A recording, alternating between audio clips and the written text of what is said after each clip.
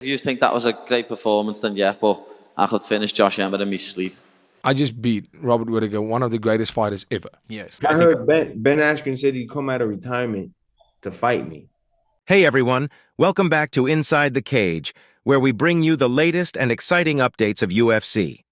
First, hit that subscribe button if you haven't already. An explosive showdown between Paddy Pimblett and Ilia Topuria.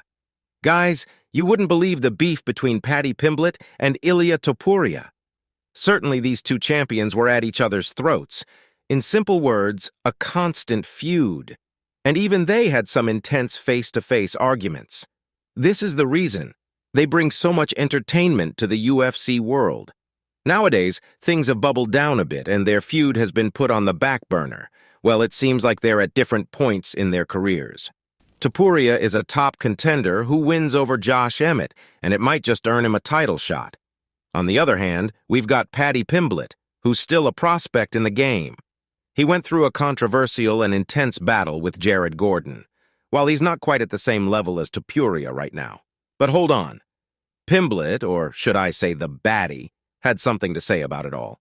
He wasn't as impressed as everyone else with Topuria's boxing masterclass. It looks like the rivalry might still be blazing beneath the surface. Performance of the year. Canelo, they couldn't finish someone who's going to retire soon. You're messing, aren't you? Okay. Josh Emmett's like 39, isn't he? I think he's an inspiration, but he is of more senior years. Well, yeah, if you think that was a great performance, then yeah, but I could finish Josh Emmett in my sleep. Moreover, things just got even more entertaining. Paddy Pimblett came up with a hilarious idea of coaching the Ultimate Fighter against the Matador. And get this, they're both young fighters with barely 10 UFC fights under their belts. Just imagine the chaos that would go down. But hold on, Josh Emmett wasn't about to let that insult slide. He quickly fired back on Twitter and suggested a lightweight return for his retirement fight.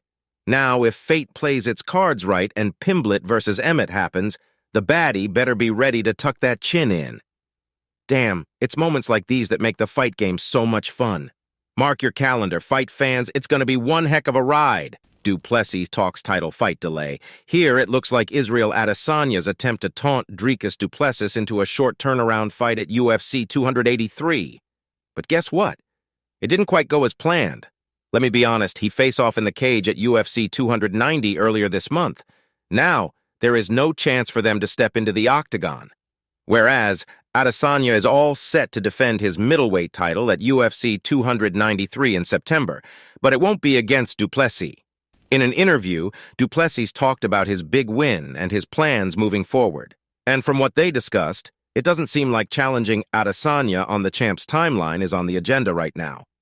Yes, I want to do a holiday. I want to maybe do I want to do a trip. I want to definitely do a trip. It's just hard right now because there's a lot of work to be done. Yes, you know? yeah. People think that after the fight, there's a lot of hard work that starts after the fight. And Yeah. it's your responsibility. So, Yeah. you know, obviously with the gym and making sure that I help the guys in the gym that help me prepare, and also, there's a lot of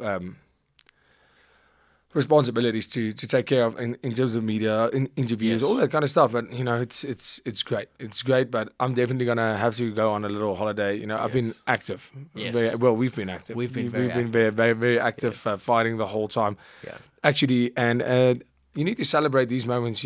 People. That was one thing that I thought. Like when I landed on home soil again, everybody starts talking about, okay, what's next? Adesanya, and I'm like, whoa. I just beat Robert Whittaker, one of the greatest fighters ever. Yes. And one of my heroes. I am not going to be talking even about the other fight right now. Yeah. I want to, just for this week, give me to just celebrate this. Yeah. However, Stillknox has got some pretty solid reasons for not jumping into a fight right away.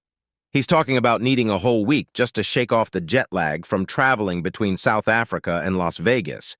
So for now, it looks like Stillknox is taking his time and putting his focus on recovering and celebrating before diving back into the fight game. Next week, I want to go for a week, take a week and go recharge the batteries because, like we said, this also July now in 7 days. Yeah. Officially marks my 10-year as a professional That's fighter. insane. Yeah. That's great. Can you imagine the excitement Stillknox must be feeling right now? 10 years in the fight game, and he's sitting right on the verge of a UFC title shot. Guys, this is not a small feat. Here, UFC is eyeing a title fight between Israel Adesanya and Sean Strickland for UFC 293. So, Stillknox has got some good time on his hands to get ready. So let's send some good vibes and wishes to Stillknox as he gears up for the fight of his life. Guys, if you're enjoying the video, we'd love your support.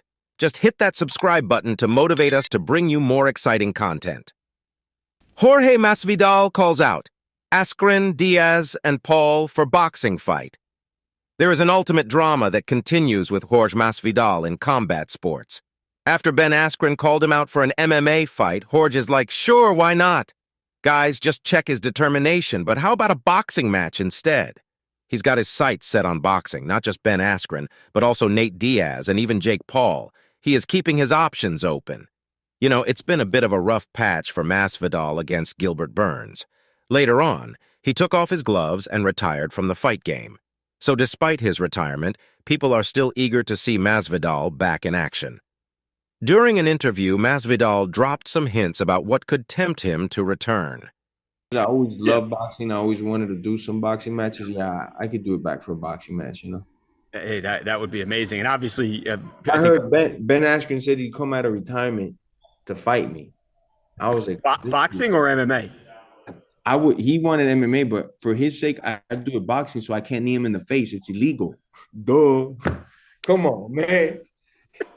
I'm gonna let you go off of that one. Hey Ben, I'll beat your ass with both hands behind my back. I just make him tired. Ben's so bad at boxing. He's the one that said, look, Ben, I only give you the rematch in boxing, motherfucker. People will tune in because I can't knee him in the face, right? Maybe Ben can get his way now.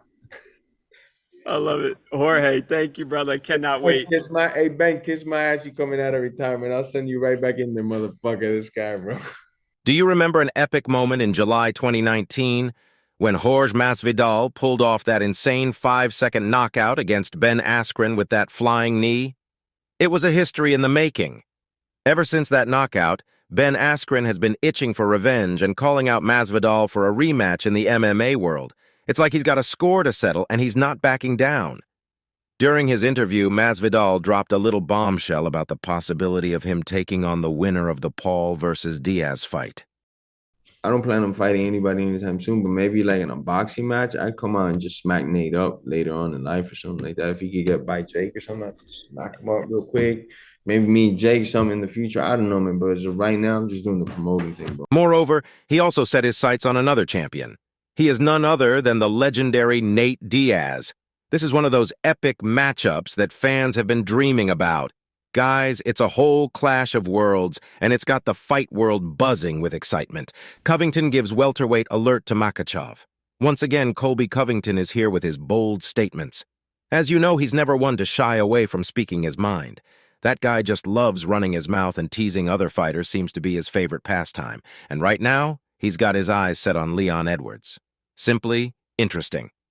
But hold on, there's some interesting drama unfolding here. Islam Makhachev, the reigning lightweight champ, has been causing a stir with his social media antics. Before it was even announced, he called out Leon Edwards to tease a move up to the welterweight division. Of course, Colby Covington couldn't resist sharing his thoughts on this whole situation. In a recent interview, he had a thing or two to say about Makhachev's potential move to 170 pounds.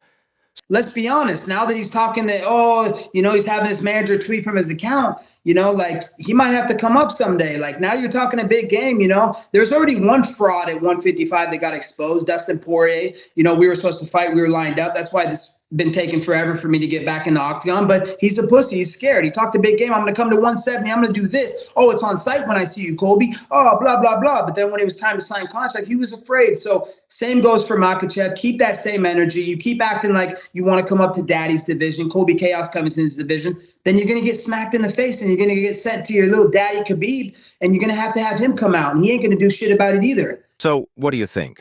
Will Covington and Makhachev go head-to-head in the future, or is it just a drama for now? Let's see what will happen next. All right, guys, that's all for today. Don't forget to like and subscribe to our channel. See you at the next one. Until then, goodbye.